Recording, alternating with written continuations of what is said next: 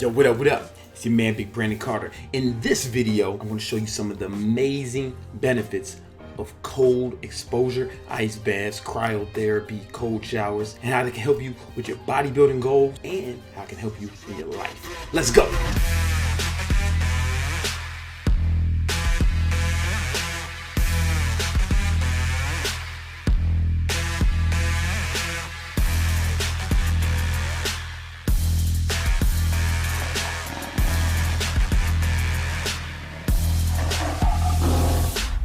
Cold exposure is one of the tools I use to help me burn more fat, increase my mood, and it does one extremely important thing I will mention at the end of this video, so make sure you watch it to find out what it is. It's the most important thing, and it's not what you think. And before your bitch ass types, oh, it's bro science, it's bro science, it's bro science, I want your bitch ass to click the link in the description of this video, and it's gonna take you to an article I wrote where I put links to the studies to back up everything I say. It's not bro science, it's science, you fucking fuck. So there's 5 benefits to cold exposure. When I say cold exposure, I'm talking about ice baths, cryotherapy, actually just exposing yourself to cold weather, whether it's outdoors, and cold showers. Benefit number 1 is increased fat loss. When your body is cold, you have to be really cold for this. Like showers, the cold shower might not be enough. This is more like cryotherapy and ice baths where you like submerge yourself in freezing cold water. Or if it's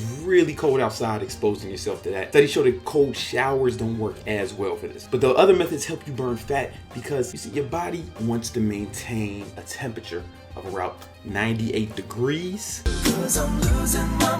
But when your body's exposed to extremely cold temperatures, your body actually has to work extremely hard to maintain that core temperature. And to do that, your body uses a tremendous amount of calories to accomplish that goal. And there's studies that prove this, that show that this is the case. There's actually a good video on YouTube from a scientist named Ray something, whose name I forget. He talked about, he's a NASA scientist, and he talked about how you use cold exposure to lose over 100 pounds. Your body's just working extremely hard to maintain that core temperature the colder it is. This is why cold showers don't work as well, because it's very difficult to get cold enough to elicit that response, or at least a response strong enough to trigger a bunch of fat burning. But if you submerge yourself in an ice bath, or better yet, through cryotherapy, you should see the results. When I'm cutting, when I'm really trying to cut up, if I'm really trying to hit a low body fat percentage for like an event or a photo shoot, I'll diet, of course, and I'll exercise, of course, I'll do all that thing. But to take it up even more, I'll do cryotherapy as well. I just noticed that I'm leaner at events and expos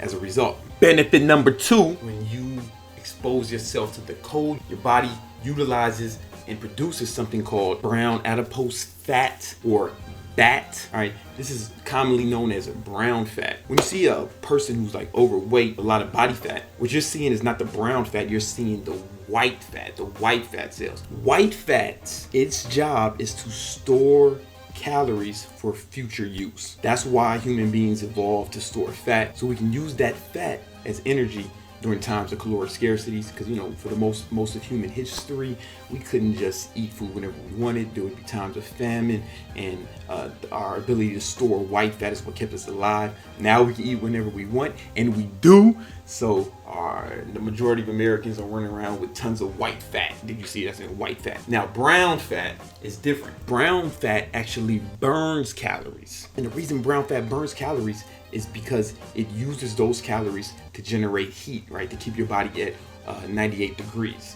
This is why babies have a lot of brown fat, because they need it to stay warm. A lot of small mammals have more brown fat than white fat. Now here's the thing, bro. Just 2 ounces, a mere 2 ounces of brown fat in your body will burn an additional 500 calories per day, even if you did nothing else. To put that in perspective, the average person burns only about 100 calories when they run a mile. With just 2 ounces of brown fat, you burn 500 calories per day doing nothing. It's the equivalent of running 5 fucking miles. The more you expose yourself to cold, the better your body will be at producing and utilizing these brown fat cells. If you burn more calories, you'll be more ripped. You know, that's what it is.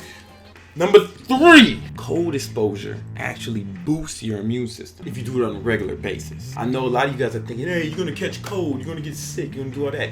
Hey asshole, you don't get sick from temperatures. Illness comes from viruses and bacteria. Exposure to viruses and bacteria is what makes you sick. Well, why do people get more sick in the winter? Well, there's many reasons. One is because we're indoors more, so we're around other humans, spreading around more germs. And number two, we don't expose ourselves to the sun as much because we're indoors, and when we're outdoors, we're covered up, wearing a bunch of stuff, and we don't get a lot of sun exposure. When that happens, a lot of people end up in a vitamin D deficiency, and low levels of vitamin D will actually lower your immune system and your testosterone levels, making you more tired, weaker, and more susceptible to the viruses and bacteria that you're spreading around indoors. Studies show that regular cold exposure, not just once, but regular cold exposure actually boosts the immune system. And if you don't believe that, check on my man Wim Hof. Him and others, they use cold exposure to actually cure illnesses, right? They're extreme. I wouldn't go that far. And he actually has studies and science showing that it really works. It's not bro science. Man, bro science, shut up, you fucking fuck. You don't know shit about being a bro or science. Click the link in the description if you want links to some of the studies I talked about. I wrote an interesting article about this, and I put the links to the science for all you fucking weirdos. Let me just go on a tangent for a minute. I feel more people accomplish their fitness goals than almost anyone on earth. As far as personal trainers go, I'm top 5, dead or alive. I've helped so many people accomplish their fitness goals. People who tried other studies, they said they tried everything, it wouldn't work. They came to me, they got ripped as fuck, quick as fuck. And you goddamn assholes still fucking question me, man. It's like I presented you an unreasonable amount of evidence. The shit that I'm saying is legit. Like, even if there wasn't any science to back it up, I have enough anecdotal evidence that you should take it into account. All the shit I say. Look at my fucking Instagram. Look at it! King Keto, I have more testimonials. Take your top 10 favorite fucking influencers, put them together, and I got more testimonials than all those assholes put together. You guys are still questioning me. There's got to be a point where you see so much evidence that proves something that your denial of that evidence becomes irrational. Like, what point do you become irrational when you see this much fucking evidence? Maybe that's why you're fucking watching fitness videos and I'm making them. If you already know all the fucking science shit, well, how come you motherfuckers aren't ripped?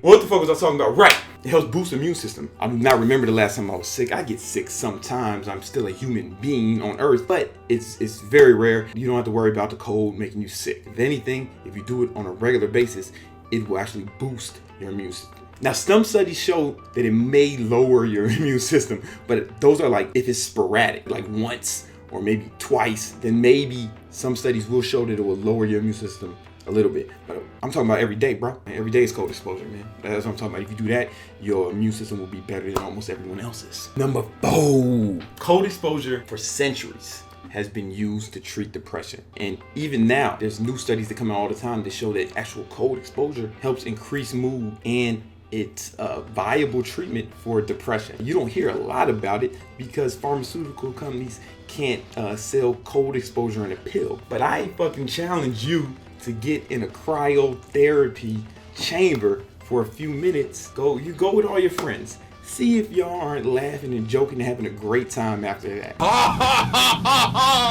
Because it's a shock, man. I don't think we realize how malleable emotions are. They can change in an instant. And the quickest way to change your emotion is to actually change your physiology. Change your environment and your physiology, and you will have rapid response. Every morning when I take that cold shower, I get hit with endorphins. I get hit with adrenaline. It's like a pre-workout or caffeine, but it's natural, and it came from within me. Your body's going to spike all these hormones, bam. And repeated exposure will actually change your baseline level of happiness. And I'm telling you, man, this is coming from someone who's suffered from depression off and on his whole life, suicidal thoughts. I think it's hereditary. My father committed suicide when I was younger. That kind of thing never really goes away. It's kind of like chronic with me, even when things are great. Like I'm fucking rich and famous, and I still go through these things sometimes. I've never seen someone depressed after jumping out of an ice bath. You've never seen it. I don't think it's a thing that really happens. Even if you're not depressed, it will just help with your mood. It helps elevate your mood, and that comes from the adrenaline, the serotonin, the dopamine, similar to exercise. Number 5, the most important reason I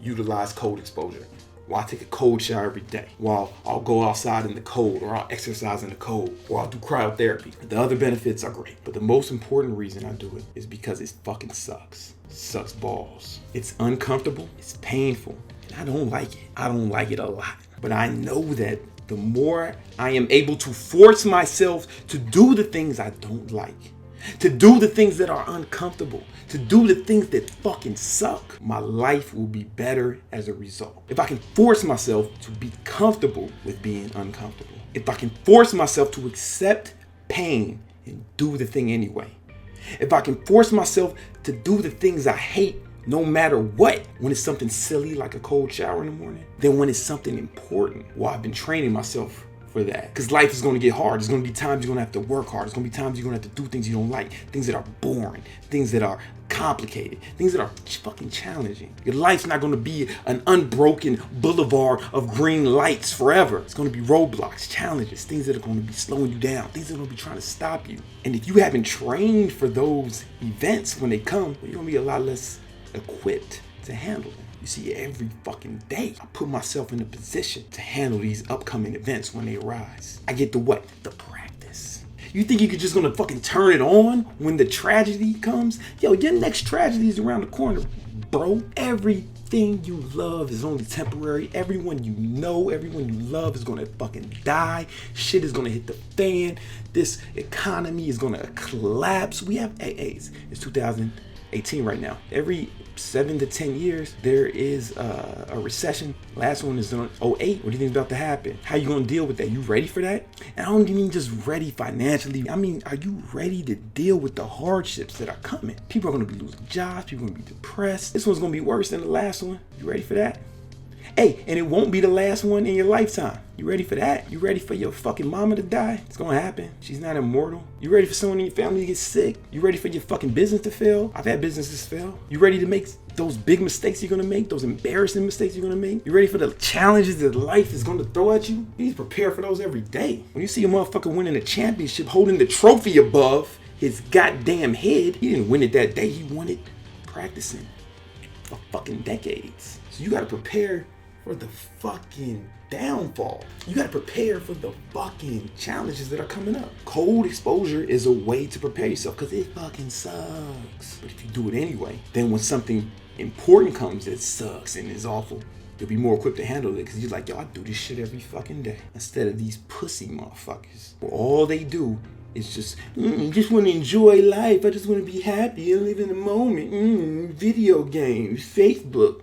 When something bad happens in their life, what do? They fucking crumble. They fall apart because they wasn't prepared for it mentally. So if you can force yourself to do the things you hate, if you can train yourself to do the things that are difficult, boring, that just suck, your life will be better as a result. Because what do most people do? Most people actively try to avoid pain. They actively try to avoid discomfort. They go out of their way to make their lives as easy as possible. They only care about how they feel and being happy in the moment. They're constantly chasing these momentary pleasures like a fucking child or a teenage princess. But even the fucking princess is going to experience challenges. And she'll be less equipped to deal with them because she hadn't been dealing with them up until this point. She doesn't have to practice because she lived her life in a constant pursuit of ease and comfort and happiness. I just want to be happy. Life's about being happy. Life's about being happy. Shut the fuck up. If you want to be successful, if you want to accomplish things, you're going to have to get comfortable doing things you're uncomfortable with.